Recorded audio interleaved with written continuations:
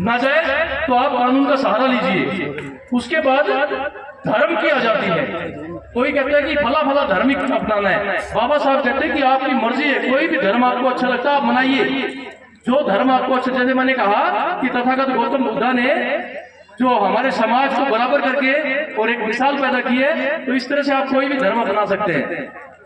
आपका पढ़ाई लिखाई, आपके बच्चों को, महिला को, पुरुष को पढ़ने लिखने का अधिकार, ये सब जो हमारे फंडामेंटल राइट है, ये सारे बाबा साहब ने दिए। लेकिन उसके साथ साथ हमारी कोई ड्यूटी भी है।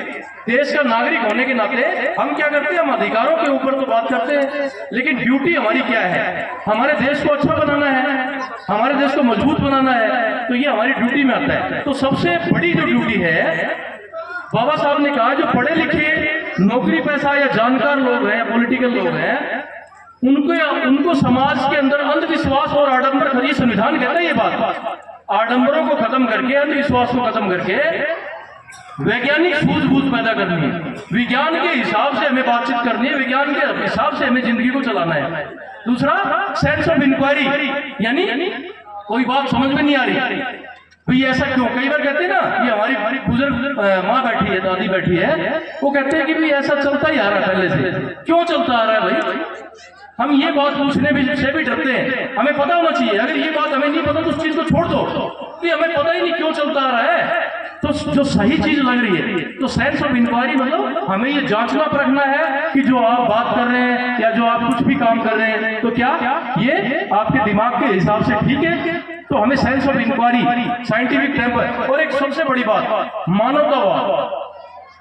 मानवतावाद यानी सभी को मानव समझना है, किसी को छोटा बड़ा नहीं समझना। ये संविधान के अंदर हमारे कर्तव्य लिखे गए सभी नागरिकों के, चाहे वो कोई भी हो, किसी भी जात धर्म का हो, हमें सभी का सम्मान करना है, सभी को आदमी की तरह ट्रीट करना है, उसकी गरिमा का ध्यान रखना है। तो ये सारी चीजें संविधान के तहत लिखी गई है। इसलिए मैंने कहा कि बुद्धा का जो धम्म है उसके अंदर 3 चीजें क्या है। एक तो बुद्धि का विकास, बुद्धि का विकास यानी पढ़ना लिखना है, अपनी बुद्धि को विकसित करना है। दूसरा, साहस यानी किसी से नहीं डरना, किसी से भी नहीं डरना। आपके दिमाग में किसी भी तरह का भय आता है, आपको डरना नहीं है, क्योंकि आपको डरने के लिए पैदा नहीं हुए यहाँ पे।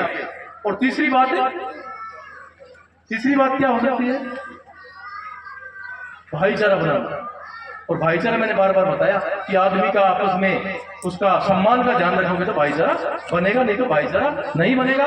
तो ये बात हम बाबा साहब के बारे में। और मैं एक दो बात और बोल देता हूं।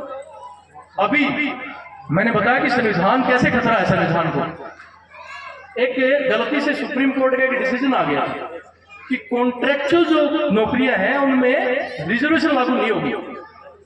और वो गलती से नहीं आ गया, वो मनुवाद जिसको मैं बोलता हूं, मनुवाद का मतलब बता देता हूं। मनुवाद का मतलब है कि आदमी को आदमी से नीचा बताए, एक जात को दूसरे से नीचा बताए, एक महिला को पुरुष से नीचा बताए, जो भाईचारा ना बनने दे, जो किसी की स्वतंत्रता के ऊपर रोक लगाए। ये होता है मनुवाद, ब्राह्मणवाद, जिसने सारे देश की जड़ें खोखली कर दी है ना। तो उन्होंने क्या किया, एक डिसीजन दिलवाया कि कॉन्ट्रैक्चुअल यानी जो कॉन्ट्रैक्ट के ऊपर नौकरियां, उनमें रिजर्वेशन नहीं होती। तो आपने देखा होगा पहले की सरकार और आपकी सरकार, वो बल्क में जो है कॉन्ट्रैक्ट के ऊपर भर्तियां कर लेती है और कहती है कि भाई अभी रेगुलर भर्ती करेंगे तो हटा देंगे, लेकिन वो आज तक नहीं हटे। फिर क्या होता है, अभी किस जाति का मुख्यमंत्री या किस विचारधारा की पार्टी की सरकार है, वो क्या करती है, अपने लोगों को भरने के लिए ऐसा करती है। अभी 100 लोग भरने हैं, अब 100 लोग भरने हैं, उनको पता है कि 20 तो ये शेड्यूल कास्ट वाले ले जाएंगे भाई, 27 ये बैकवर्ड वाले ले जाएंगे, तो 50 ही बची। वो कहते हैं कि हमें मैक्सिमम जो है हमारे लोग भरने हैं। तो वो क्या करते हैं, कॉन्ट्रेक्चुअल भर्ती करते हैं। और वो करने के बाद फिर कहते हैं कि जब रेगुलर भर्ती होगी अगले साल फिर ठीक कर देंगे। लेकिन फिर वो क्या करते हैं, हड़तालें करवाते हैं। वो कहते हैं लो थोड़ा बहुत आप लो और ये 2-4 नेता पकवा दिए, आप अगुवाई करो भाई हमारी जॉब छीनी जा रही है। हमने तो 4 साल यहाँ लगा दिए, हमारे बच्चे, अब हम कहाँ जाएं, हमने तो इतनी जिंदगी दे दी। फिर क्या होता है, वो कोर्ट का दरवाजा खड़खड़ा दो, कोर्ट कहेगी कि देखो ऐसा है, ये एजुकेशन है, ये वगैरह जो है ना खत्म करवाओ। सरकार कहती चलो एक बार आगे 3 साल के लिए और कर दो भाई इनको। अब 6 साल हो गए तो वो कहते हैं कि हम तो कहीं के नहीं रहे। फिर कोर्ट कहती है कि इनको रेगुलराइज कर दो। तो आपको समझना है सरकारों की चाल कि किस तरह से जो संविधान के अंदर तो अधिकार दे दिए, लेकिन एक ही झटके में खत्म कर दिए कि नहीं कर दिए। तो आप लोगों को इससे खपा नहीं होना है कि भाई ये फला ये लोग तो बोला रिजर्वेशन लेंगे। रिजर्वेशन ऐसे नहीं लेंगे। दुर्गति जो हुई है सामाजिक तौर पे, तो ऊंच नीच का भेदभाव वो खत्म करने के लिए रिजर्वेशन दी गई है। और रिजर्वेशन का मायने पेट भरना नहीं है, जैसे हम और एसडीओ साहब ये जो भी नौकरी पैसा है, रिजर्वेशन का मतलब ये नहीं कि वो नौकरी करे, वो रोजगार नहीं है, वो भाई वो पेट भरने के लिए, अपने बच्चे पालने के लिए करते हैं ये लोग सारे। लेकिन उसके साथ एक जिम्मेवारी है ये, भाई आपका इतना बड़ा समाज है, आपको प्रतिनिधित्व तो मिला है, कि आपके जरिए आप अपने समाज में जाइए, उन समाज के लोगों को, महिलाओं को, पुरुषों को जागरूक कीजिए, उनके बीच में बैठिए, उनको शिक्षा के बारे में बताइए, उनको जो सरकार की पॉलिसी है, किसी को डेयरी का लोन लेना है, मैं आपको बता देता हूँ, डेयरी का लोन लेने के लिए लोग गोटे रगड़ देते हैं, मिलते नहीं है। अब शेड्यूल्ड कास्ट के लोगों को डेयरी का लोन मिलता है, मान लो कि 3 मैसों का 3 लाख रुपए मिलना है, 50% सब्सिडी मिलती है, लेकिन बैंक मैनेजर कहता है कि वो गारंटी लेके आओ। असल में गारंटी का प्रावधान ही नहीं होता, गारंटी की जरूरत नहीं होती उसमें, लेकिन फिर भी आपको नहीं मिलता, चक्री कटवा देंगे। तो इसलिए ऐसा कोई सिचुएशन पैदा होती है तो जागरूक होना होता है। तो बैंकिंग का एक ओम्बड्समैन बोलते हैं, बैंक ओम्बड्समैन, नोट कर लेना, आप उसके ऊपर कंप्लेंट करना, आपको घर आके देंगे, ठीक है। तो आप लोग धक्के नहीं खाने, आपको रूल रेगुलेशन जानना है, संविधान की वैल्यू जाननी है, और अपने बच्चों को शिक्षित करना है, भाईचारा बनाना है। और ये ध्यान रखिए, मैंने पंचशील बताए थे, और तथागत गौतम बुद्ध का धम्म, और सबसे खास बात है वोट। भाई जो अंबेडकर का फोटो दिखाए और काम करे उसके विचारों के विरुद्ध, उसको वोट नहीं देना। अगर अंबेडकर की बात माननी है तो देखिए, एक तो 32% कितनी 22 बाबा साहब ने 22 प्रतिज्ञाएं लिए भाई, जब बौद्ध धर्म अपनाया था आखिरी के दिनों में, जब बाबा साहब का महापरिनिर्वाण हुआ, उससे पहले 22 प्रतिज्ञाएं ली थी। और वो बौद्ध धम्म भूमि है नागपुर में, वो बड़े बड़े शिलालेख में कई भाषाओं में लिखे हुए हैं। तो 22 प्रतिज्ञाएं आप अपने बच्चों से जो है ना मोबाइल में निकलवा लेना, और वो पढ़ना डेली। ये पंचशील का भी हर रोज आपको बोल बोल के पढ़ना है, अपने बच्चों को पढ़ाना है, और वो 22 प्रतिज्ञाएं भी पढ़नी है।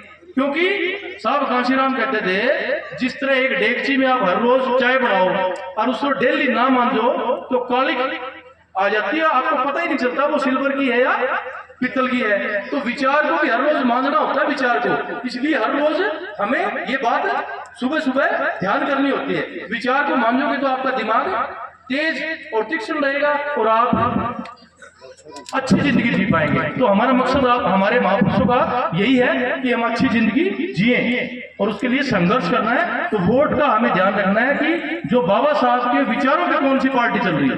क्योंकि देखो, हम अम्बेडकरवाद की बात करते हैं, क्योंकि बाबा साहब ने सर्व समाज को, हमारा मकसद है ये कि सारे का सारा समाज ऊपर उठे, सारे देश के नागरिक बढ़े, और हमारा देश विकसित देश बने। क्योंकि 85% लोगों को अगर पीछे रखोगे तो 15% से देश कभी विकसित नहीं बन सकता।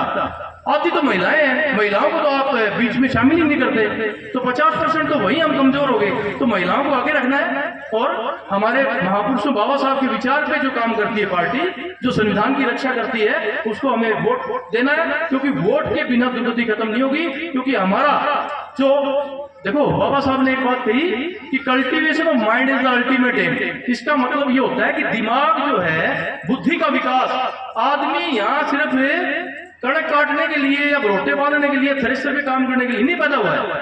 आदमी का अल्टीमेट एम है, महिला या पुरुष कोई भी हो, बुद्धि का विकास। इस धरती पे आए हो, अगर वैसे ही मर के बिना बुद्धि का विकास किए तो आप इस आदमी की जीवनी में आए नहीं।